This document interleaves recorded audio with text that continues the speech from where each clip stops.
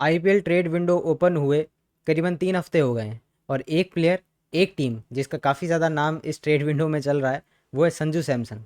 अब किस तरीके से संजू सैमसन राजस्थान लीव कर सकते हैं, बल्कि वो भी कप्तान है तब भी, तो इसके बारे में हमने प्रीवियसली एक वीडियो में डिस्कस किया है। लेकिन आज इस ट्रेड को लेके एक बहुत बड़ी अपडेट क्रिक बस की तरफ से आ रही है कि उन्होंने बात करी एक सीएसके ऑफिशियल से, जिन्होंने अपना नाम पब्लिक करने के लिए तो नहीं कहा है, लेकिन उन्होंने कहा है कि हम डेफिनेटली संजू सैमसन में इंटरेस्टेड हैं। अब संजू सैमसन में अगर वो इंटरेस्टेड हैं तो कैसे वो ये डील कर सकते हैं, ये थोड़ा पेचीदा मामला होने वाला है। और वो जो रिपोर्ट आई है क्रिक बस की, उसमें ये भी बताया गया है कि सिर्फ सीएसके ही नहीं, बाकी और भी टीम्स संजू सैमसन को लेके इंटरेस्टेड हो सकती है। या तो इस ट्रेड विंडो में हो जाएगी, या उनको किसी तरीके से कन्विंस कर लिया जाएगा कि आप ऑक्शन में आइए और वहाँ पे हम आपको खरीद लेंगे। क्योंकि संजू सैमसन करंटली अभी रिटेन्ड है राजस्थान रॉयल्स में फॉर 18 करोड़। तो 18 करोड़ सीएसके कैसे कर सकती है? ऋतुराज गायकवाड़ या रविंद्र जडेजा 18 करोड़ के उन्होंने रिटेन किए हुए हैं, उनको तो वो छोड़ेगी नहीं। अश्विन 10 करोड़ के हैं, नूर अहमद 10 करोड़ के हैं, इनको भी मुश्किल ही छोड़ेगी। तो किस तरीके से पर्स वो इकट्ठा करेंगे कि उनका ट्रेड पॉसिबल हो पाए, या फिर एक ऐसा हमें ट्रेड देखने को मिले जो शायद हमने कभी ऐसा ना देखा हो कि 18-18 करोड़ के दो प्लेयर आपस में ट्रेड हो रहे हैं। जो भी पूरी डिटेल वीडियो है, उसमें मैं आपको पूरा समझाने की कोशिश करूँगा कि क्या पूरा भी मामला चल रहा है। तो सीएसके के ऑफिशियल ने कंफर्म किया है कि वो संजू सैमसन में इंटरेस्टेड हैं, जो अभी राजस्थान रॉयल्स के कैप्टन भी हैं और विकेट कीपर भी हैं। तो दो जो इंपॉर्टेंट अभी पोजीशन मिली हुई है। तो ये लॉन्ग टर्म एमएस धोनी का रिप्लेसमेंट भी हो सकता है कि सीएसके देख रहा हो कि धोनी अब हो सकता है अगला सीज़न खेलें ना खेलें, या 2 साल बाद तो वो नहीं खेलेंगे। तो तब एक long term wicket keeper Indian जो है वो बैट्समैन भी इनको मिल जाएगा। और कोई फॉर्मल ऑफर ना तो सीएसके की तरफ से ना किसी और टीम की तरफ से अभी तक राजस्थान रॉयल्स पे पहुंचा है।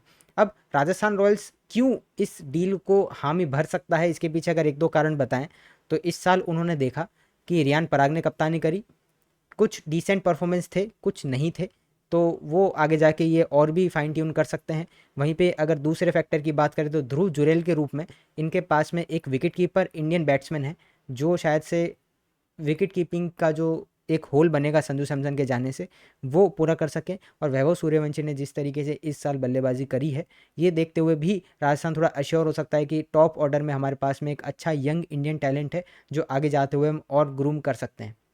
अब हुआ ये कि सीज़न के बाद में एक सीज़न रिव्यू मीटिंग होती है राहुल द्रविड़ और पूरे राजस्थान रॉयल्स के स्टाफ की, ओनर्स की, जितने भी बड़े स्टेक होल्डर्स है राजस्थान रॉयल्स की, इन सब की लंदन में। अब तो वहाँ पे जो भी डिस्कस हुआ होगा उस पर तो हमको नहीं पता कि फाइनल डिसीजन वहाँ क्या बना है, लेकिन कोई अर्जेंसी नहीं है कि संजू को रिलीज़ कर ही देना है या संजू को ट्रेड कर ही देना है। लेकिन एक अच्छा ऑफर दिखता है उनको सामने, क्योंकि सिर्फ प्लेयर ट्रेड नहीं होता, एक transfer fees, undisclosed transfer fees भी उस टीम को मिलती है जो उस प्लेयर को ट्रेड करता है सामने वाली टीम को। जैसे फॉर एग्जांपल बताया जाता है कि हार्दिक पांड्या जब ट्रेड हुए थे मुंबई इंडियंस में, तो तकरीबन 100 करोड़ रुपए, ये अनडिस्क्लोज्ड अमाउंट होता है, सब रिपोर्ट्स में, कितना सच्चे नहीं है हमको नहीं पता, लेकिन करीबन 100 करोड़ रुपए मुंबई ने गुजरात को उस समय दिए थे। और हार्दिक पांड्या की जो सैलरी थी 15 करोड़, वो तो हार्दिक पांड्या को मिल ही रही थी। फाइनल डिसीजन हमेशा राजस्थान का जो भी होता है वो मनोज बडाली लेते हैं, जो उनके ओनर भी हैं। लेकिन मनोज बडाली हमने देखा है कि काफ़ी सिंसियर आदमी है और ज़्यादातर टाइम अपना इंग्लैंड में बिताते हैं। तो अभी डब्ल्यूटीसी फाइनल में भी वो स्टेडियम के अंदर दिखे थे। तो राहुल द्रविड़ और पूरा जो कोचिंग स्टाफ है राजस्थान रॉयल्स का, उनसे पूछेंगे कि भाई आगे जाते हो आप संजू सैमसन को कितना इंपॉर्टेंट मानते हैं। अगर वो इरिप्लेसेबल मानते होंगे तो संजू फिर ट्रेड नहीं होंगे। बाकी ट्रेड के कुछ रूल्स है वो मैं आपको बता देता हूँ कि आईपीएल ख़त्म होने के एक हफ्ते बाद ट्रेड विंडो स्टार्ट हो जाती है। फिर अगले सीज़न का जब भी ऑक्शन होना होता है, उससे 7 दिन पहले जो है वो ट्रेड विंडो बंद हो जाती है। यानी कि आईपीएल खत्म होने के 7 दिन बाद और ऑक्शन होने के 7 दिन पहले ट्रेड विंडो जो है खुली रहती है। वहाँ पे आप प्लेयर्स का ट्रेड कर सकते हैं, और एक प्लेयर एक सीज़न में एक ही बार ट्रेड हो सकता है। ऐसा नहीं कि संजू अभी तो सीएसके ट्रेड हो गए, अब सीएसके को लगे नहीं हमारी टीम सही से बैठ नहीं रही तो फिर उसको केकेआर में ट्रेड कर दिया, ऐसा नहीं है। और जैसे मैंने बताया मल्टीपल टीम्स संजू में हैं। मुझे नहीं लगता कि आरसीबी होगा, क्योंकि आरसीबी को ना तो विकेट कीपर की ज़रूरत है ना टॉप ऑर्डर बैट्समैन की ज़रूरत है। कप्तान भी हमारे पास में एक डिसेंट है, जिसने अभी मेडन आईपीएल टाइटल जिताया भी है आरसीबी को। तो मेरे को नहीं लगता उस टीमों में आरसीबी का नाम होगा। लेकिन अगर आपको लगता है तो आप कमेंट में बताइए कि क्यों संजू सैमसन आरसीबी में आ सकते हैं, क्योंकि 18 करोड़ एक छोटा अमाउंट तो नहीं है। ट्रेड आरसीबी इसलिए भी नहीं कर सकता, 75 लाख का आपके पास में पर्स बचा है, तो 18 करोड़ तो आप प्लेयर बेच के ही कर सकते हैं। तो उसमें भी आप किस किस को बेचेंगे? ठीक है, लिविंगस्टन, रसिकदर, सलाम, ये सबके दिमाग में पहले नाम आ जाते हैं, लेकिन 18 करोड़ तो इनसे भी नहीं बन रहा। बाकी जो भी प्लेयर ट्रेड होता है उसका मैच फिट होना बहुत ज़रूरी है। ऐसा नहीं है कि आपको इंजर्ड प्लेयर को ट्रेड कर सकते हैं, ये आईपीएल में मना है। और प्लेयर का कंसेंट होना ज़रूरी है। ऐसा नहीं है आप किसी प्लेयर को ज़बरदस्ती किसी टीम में बोले कि तो उसमें खेल, वो ऐसा खेलेगा। जब तक कि प्लेयर की और दोनों टीम जो ट्रेड में इन्वॉल्व है उनकी हामी नहीं होगी, तब तक वो प्लेयर ट्रेड नहीं हो सकता। और मिड सीज़न में कोई प्लेयर ट्रेड नहीं होता, वो हम सबको पता है। तो आप ऐसा भी देखेंगे, जैसे एग्जांपल के तौर पे हमने देखा भी है कि कैमरन ग्रीन हमने ले लिए, मतलब आरसीबी ने ले लिए मुंबई से, और मुंबई फिर हार्दिक पांड्या को उस पैसे से लेके आ सका। और गुजरात को वो सिर्फ उन्होंने 17 या 15 करोड़ जितने भी हार्दिक पांड्या थे वो उनको दे दिए। तो ऐसे भी हो सकता है, क्या पता सीएसके अपने किसी प्लेयर को किसी और टीम में ट्रेड करके कैश इकट्ठा कर ले 18 करोड़, और उससे वो संजू सैमसन को लिया है। मेरे को तो यहाँ पे ज़्यादा पॉसिबिलिटी केकेआर की लग रही है, क्योंकि उनको ओपनर भी चाहिए, उनको विकेट कीपर भी चाहिए, कप्तानी कप्तानी का ऑप्शन भी चाहिए ना, क्योंकि अजिंक्य रहाणे पता नहीं आज है कल है कब तक है, तो अजिंक्य रहाणे भी कब तक रहेंगे पता नहीं।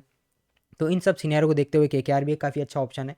और कौन से ऑप्शन आपको नज़र आते हैं? क्या एसआरएच एक ऑप्शन हो सकता है? हालांकि ईशान किशन उनके पास में अच्छे इंडियन विकेट कीपर ऑप्शन है, ओपनिंग भी उनकी सॉर्टेड रहती है हेड और अभिषेक की, लेकिन क्या पता चौथे नंबर पे उनको खिलाना चाहे। नीतीश कुमार रेड्डी उतना अच्छा नहीं चले, नीचे फिनिश किया था उन्होंने।